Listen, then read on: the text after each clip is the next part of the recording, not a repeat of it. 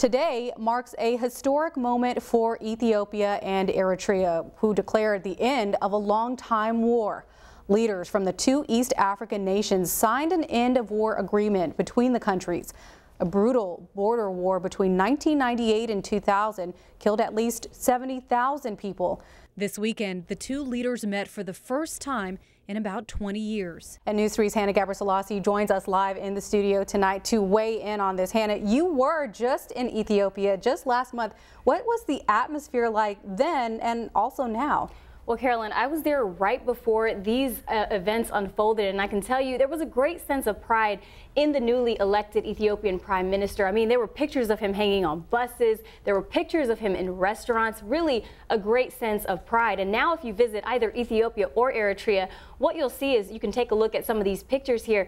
Flags of both nations hanging side by side and really showing a symbol of unity. And many people say, you know, this is a moment they never would have expected to see in their lifetime. What about the impact, not just on these two countries, but this is really impacting Ethiopian and Eritrean families across the world?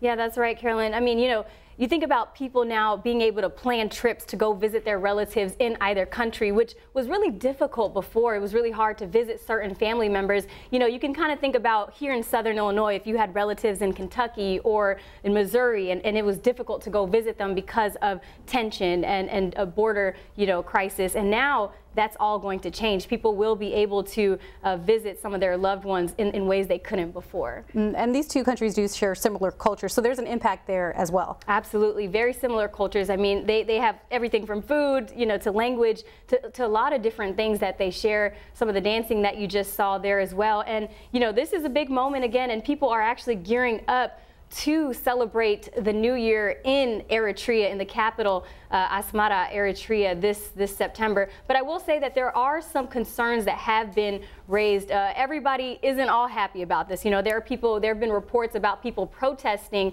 against signing this agreement, and there are also people calling on the leaders to address human rights issues in the country. So again, still some concerns, but a majority of people are really showing a lot of excitement about what's happening in these two countries. So still a ways to go there, but the beginning steps for the peace. Absolutely, definitely the beginning steps, and a huge day in history for Ethiopians and Eritreans. All right, thank you, Hannah.